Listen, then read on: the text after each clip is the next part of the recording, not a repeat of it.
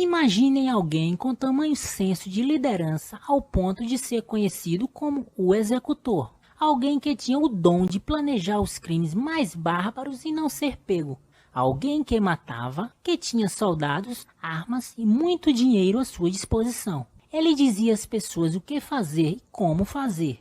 E elas faziam. E se não fizessem, sofreriam consequências brutais. Decisões frias e planejadas o fez receber o apelido de o executor ou o mandão. Em 1932, promotores federais finalmente prenderam o famoso gangster Al Capone. Capone tinha comandado a organização criminosa de Chicago com punhos de aço. Agora entregava o controle da organização para seu amigo de infância e braço direito, Frank Nitti. Francesco Raffaello Nitto, mais conhecido como Frank Nitti. Nitti nasceu na Campania, Itália, em 1880. Sua lápide declara que seu nascimento foi em 1888, mas os documentos de imigração dos Estados Unidos declaram 1883. Com 6 anos de idade, ele migrou para Nova York com sua mãe e suas irmãs, Rosina e Giovannina, após a Primeira Guerra. Em Nova York, ele se encontrou com seu padrasto, que os esperava e tinha cruzado o Atlântico 3 anos antes em busca de melhores oportunidades nos Estados Unidos. Entretanto, seu padrasto não teve o sucesso esperado. Todos ficaram instalados no Brooklyn, em uma vizinhança cheia de outros imigrantes pobres. A família Nitti foi uma das primeiras famílias italianas que se instalaram no lado sul, perto da ponte do Brooklyn. Na intenção de se adaptar melhor, o jovem Francesco passou a ser conhecido como Frank. Na escola aprendeu a ler e escrever em inglês. Foi o primeiro da sua família a aprender a ler e escrever. Era um garoto que ajudava a mãe trabalhando antes e depois da escola todos os dias. Aos 14 anos, já dominando bem o inglês, se tornou o membro mais empregável de sua família. Então ele largou os estudos e foi trabalhar. Ele trabalhou em diversos empregos. Trabalhou em uma fábrica e também como barbeiro. À noite, ao voltar para casa, o jovem Franklin tinha que tomar cuidado com bandidos irlandeses que perambulavam aquela região. Esses bandidos irlandeses eram maioria naquele bairro. Costumavam roubar e agredir minorias, e naquela época os italianos ainda eram minorias. Para se sentir seguro, Nitti fez amizade com alguns jovens também italianos como ele, em destaque para 3 jovens que Nitti tinha mais intimidade: Vincenzo, Salvatore Capone e seu irmão Afonso. Esses 4 garotos formaram a gangue. Mais tarde, já com 24 anos, Nitti foi para Chicago. Ele sempre quis alçar novos ares, sempre em busca de crescer financeiramente, mas o que impedia Nitti era sua própria família, que ainda precisava dele. Quando seu padrasto arranjou um emprego um pouco mais estável, Nitti viu a oportunidade. Chicago era uma cidade progressista, era vista como a terra da oportunidade. Em Chicago, Nitti trabalhava cortando cabelo em uma barbearia. Nitti tornou-se amigo de um de seus fregueses, um ladrão de joias que precisava de um receptador, alguém que comprasse os produtos roubados por ele.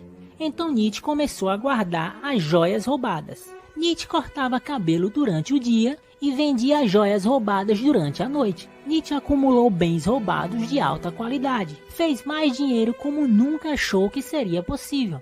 Era a primeira vez que ele saboreava o gosto dos negócios ilegais. E gostou dos resultados. Finalmente, tudo estava caminhando para Nitti superar sua infância de pobreza no Brooklyn. Em 1920, Nitti partiu para uma atividade nova na categoria criminosa. A aprovação da 18ª emenda, que resultou na proibição de bebidas alcoólicas, trouxe uma oportunidade para criminosos de todos os lugares, e Nitti queria sua parte, mas para isso teria que chamar a atenção de um dos maiores gangsters de Chicago, Johnny Torrio, o cabeça do submundo de Chicago. Governava o mundo clandestino das bebidas alcoólicas. Enquanto Torrio expandia os negócios, também dava as boas-vindas a um novo membro vindo de Nova York, Al Capone. Capone cresceu muito rápido na organização de Torrio. Ninguém sabe ao certo como Frank Nitti chegou na gangue de Torrio. Os pesquisadores acreditam que Nitti foi favorecido pelo seu amigo de infância, Al Capone. Muitos que começavam na organização começavam por baixo, mas Nietzsche começou por cima como cobrador de dívidas. Então é bem provável que alguém lá de dentro o ajudou e esse alguém foi Al Capone. A maneira que Nietzsche agia cobrando as dívidas eram sempre muito bruscas. Ele mandava os devedores pagar. E se não pagassem, Nietzsche apontava uma arma bem na cabeça da pessoa e atirava friamente. Muitas pessoas olhavam para Nietzsche e não conseguiam enxergar um cara violento, mas quando descobriam do que ele realmente era capaz de fazer, as pessoas logo entendiam o porquê dele ser conhecido como alguém violento. Nietzsche não era um homem grande, com um olhar intimidador. Ele tinha baixa estatura, não tinha mais do que 1,65 m de altura, tinha ombros estreitos, cabelos bem escuros penteados para trás e pele pálida. Enquanto Nietzsche se focava apenas no trabalho, Capone aproveitava de tudo que o dinheiro podia dar. Passava horas gastando com jogos, mulheres e muita bebida. Al Capone tinha esse desejo de atrair muita publicidade, coisa que Nietzsche não gostava tanto. A personalidade de Nietzsche era bem mais reservada, de alguém que não gostava tanto de aparecer. Era muito discreto em tudo que fazia. Nietzsche era o oposto de Al Capone. Al Capone era espalhafatoso, muito público. Nietzsche era mais voltado para os negócios, sempre agindo nas sombras. Porém, mesmo com suas personalidades contrastantes, os dois se davam muito bem e cresceram muito rápido na organização. Uma das funções de Nietzsche era ajudar a manter a paz com as outras gangues, mas havia um chefão do crime de Chicago que Nietzsche não conseguiu chegar a um entendimento, um chefão da gangue irlandesa. Em 10 de novembro de 1924, Nietzsche e Capone planejaram algo. Mandaram 3 homens executar esse chefão da gangue irlandesa. Frank tinha um papel fundamental na organização. Ele cuidava das cobranças das arrecadações e dos embarques de bebidas, além de manter registros detalhados. Tinha também uma equipe de datilógrafos para ajudar nos contratos administrativos, mas os registros detalhados de Nietzsche voltariam para assombrar a organização. Em 16 de abril de 1925, investigações policiais chegaram a um falso escritório médico que era usado por Nietzsche para a administração de negócios ilegais. Lá dentro, os policiais encontraram uma mina de ouro, evidências minuciosas de uma poderosa empresa criminosa sem precedentes. Os policiais descobriram muitos registros. Nesses registros tinham nomes, datas e valores. Capone não se preocupava tanto com a polícia local. O que ele mais temia era se esses documentos chegassem nas mãos do governo federal. Capone tinha comprado todos: policiais, políticos, juízes e até jornais. Fato é que esses registros foram pegos de volta por advogados que trabalhavam para a organização de Capone. Em 1926, uma guerra assolou Chicago. Gangues rivais buscavam conquistar espaços cada vez maiores nos negócios de bebidas. À medida que os corpos se amontoavam por toda Chicago, Al Capone confiava ainda mais em Frank Nietzsche. Capone também confiava em Nietzsche não apenas para administrar o lado financeiro da organização, mas também para manter a ordem e a disciplina entre os membros. Nietzsche era detalhista, observador, não deixava passar nada e, por isso, manteve a ordem dentro do grupo criminoso. Nietzsche era muito competente para planejar e organizar ataques contra outros grupos. Obrigado por me receber, Sr. Nietzsche. Bem, sente-se. Aceita um café? Não. Tem certeza? Não, obrigado. Então, o que posso fazer por você? Quero trabalhar para o senhor. Bom, isso é muito interessante. Em troca, eu só quero que o senhor ignore o que eu vou fazer. Mas um cadáver fará a diferença? É uma boa proposta, Sr. Nietzsche. Trabalharei só para o senhor e sabe que trabalho bem. Eu respeito você, Mike, e muito. Nada nos agradaria mais do que ter você conosco. Mas não assim. O que está pedindo é impossível. É? Eu vou explicar uma coisa que talvez não tenha percebido. Todos esses anos, você viveu sob a proteção de pessoas que se importam com você.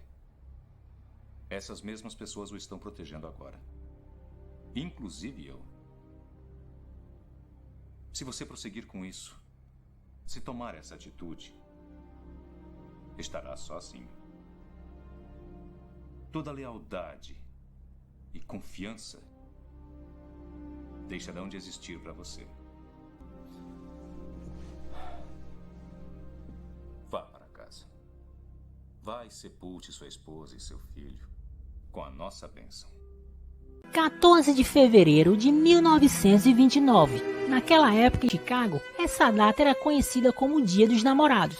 2 homens disfarçados de policiais invadem um galpão onde acontecia uma reunião da gangue irlandesa na Rua Clark, número 2122. Os integrantes da gangue irlandesa foram surpreendidos, alinhados contra a parede, revistados e desarmados. Depois os homens se afastaram, tiraram suas armas dos ternos pretos e executaram todos a sangue frio. Foi um plano brilhante de Frank Nitti que eliminou muitos rivais de uma só vez. No dia seguinte, foi notícia em todos os jornais. As manchetes contavam sobre o massacre que tinha acontecido. Esse massacre ficou conhecido como o Massacre do Dia dos Namorados. Foi planejado e arquitetado por Frank Nitti, porém a culpa caiu em cima de Al Capone, que nem em Chicago estava. Ele se encontrava fora de Chicago. Em 1933, a proibição à venda e comercialização de álcool foi derrubada. E pela primeira vez em muito tempo, os americanos podiam entrar em um bar e pedir uma cerveja. Eles não precisariam mais dos gangsters para comprar bebidas.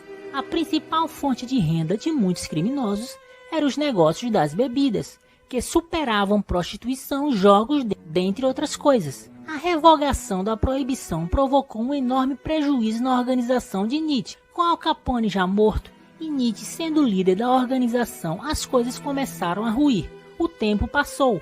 Nitti, já com 54 anos, sofrendo de úlceras, presenciou a morte da sua amada esposa. Sozinho e viúvo, Nitti era responsável por cuidar de seu único filho, que ainda era uma criança.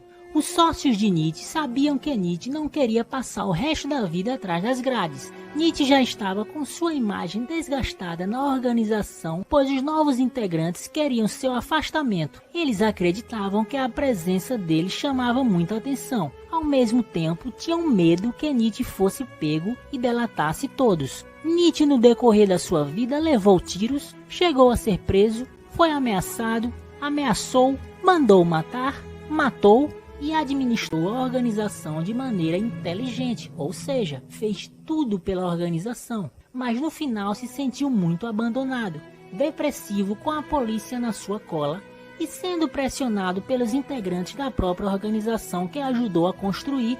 Nitti, com sua saúde já debilitada, decidiu tirar sua própria vida. Assim foi o final de um dos maiores gangsters de Chicago, Frank Nitti.